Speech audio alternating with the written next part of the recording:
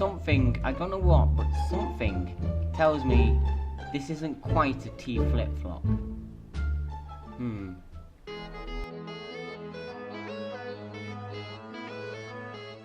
Hi guys, how you all doing? This is the Redstone Ninja here, and today we're going to be learning a bit more about redstone.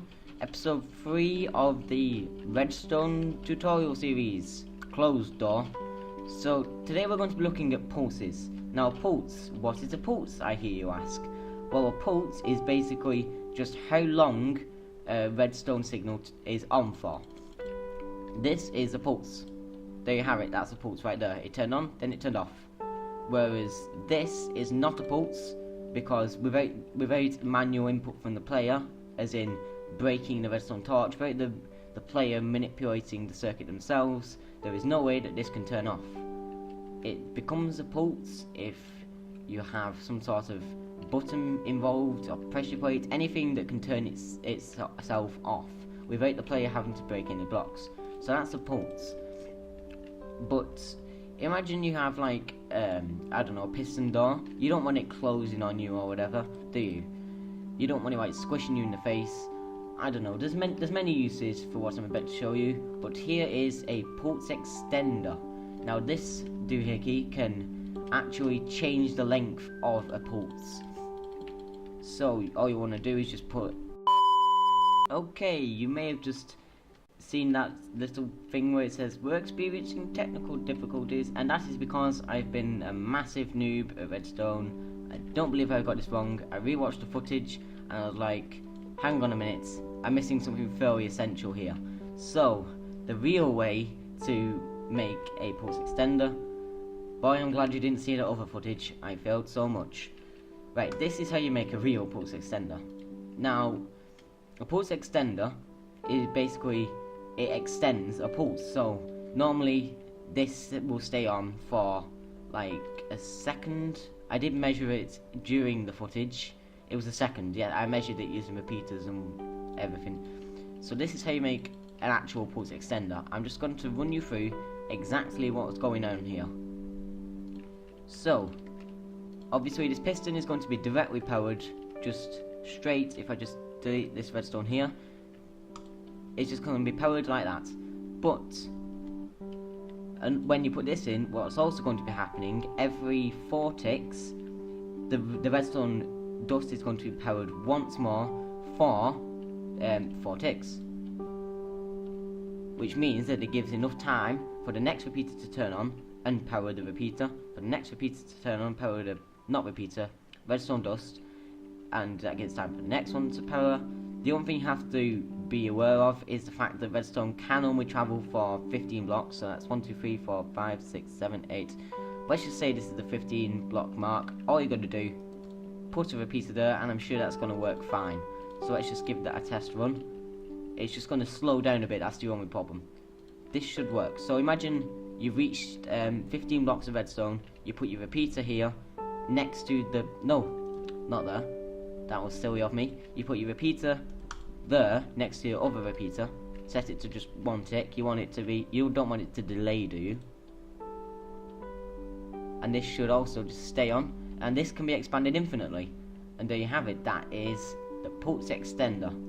Now that that's done and dusted, we can get on to something a bit more complicated. Okay, so what are we going to be looking at next? Next we're going to be looking at basically the bread and milk of redstone. It's probably the most useful circuit in the world, and here it is.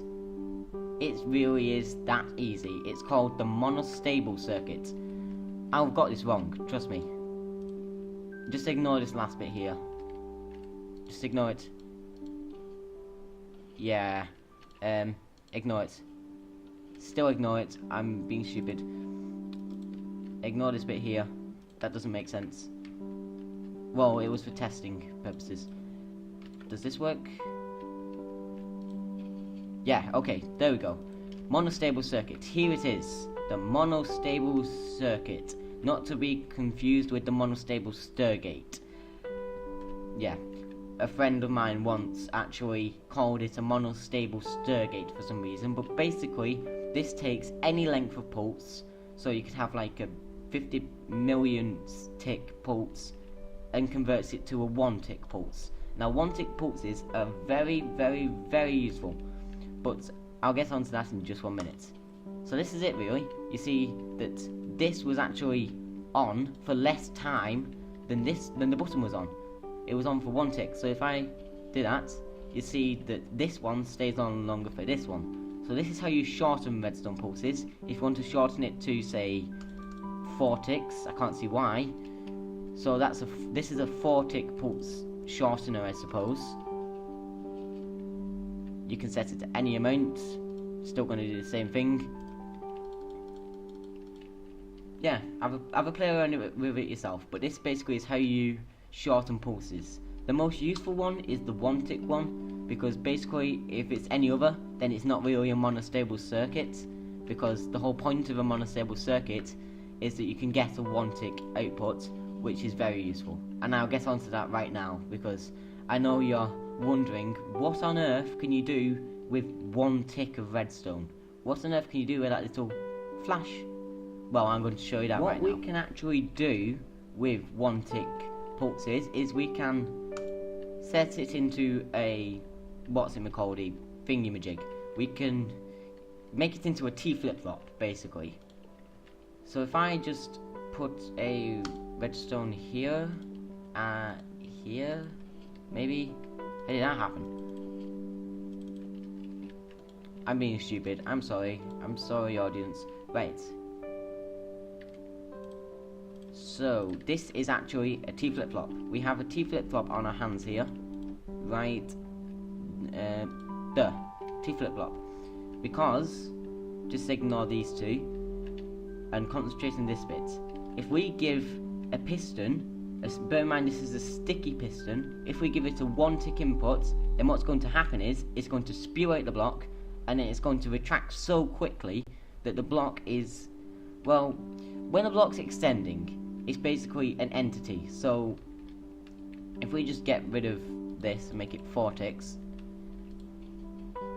when the block is moving, when the block is going up, when it's going down, it's an entity. And when it's in the set place, when it's actually in a block, then it's a block. So, because the fact that it, I don't know, maybe it's because of the fact that it retracts so quick and it's an entity, but basically, there is not enough time for the piston to pull it back. So if you give this a 1-tick input, well, here's what happens. It does that. And if you do it again, it pulls it back. So now what we have is a latch that can be toggled on or off. Or a T-flip-flop for short. Because if we put this redstone block here, next to this repeater, then when the block is here, it's going to give a final output here. Just like that. And when it's off, when you click it again, it's going to toggle. And it's going to turn the final output off. And there's the T-flip-flop really. That's all it's in it. I hope you enjoyed this episode of Redstone Tutorials, and as promised, they will get very complicated very soon. Like if you liked, comment if you have any questions, but apart from that, this has been the Redstone Ninja, and my work, I am so sorry, I lied, this is not a T-flip-flop, or at least not quite, because a T-flip-flop is anything that has 2 states. Now you may have seen on the map making series, we had a flip-flop, T-flip-flop there, it had 2 states, and when one was on, the other one had to be off, and when one was off, the other one had to be on. Now there's an easy way to do this, to turn this into a T-flip-flop. Now it's really simple. There we go, T-flip-flop there. That will stop, hopefully, all of you going mad in the comment section below.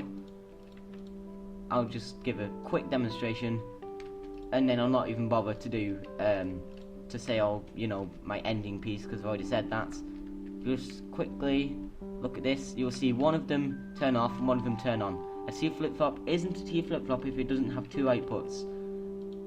There we go, see? Now it's a T-flip-flop. When you press the button, it switches state from one side to the other. Whew. I can't believe I forgot that.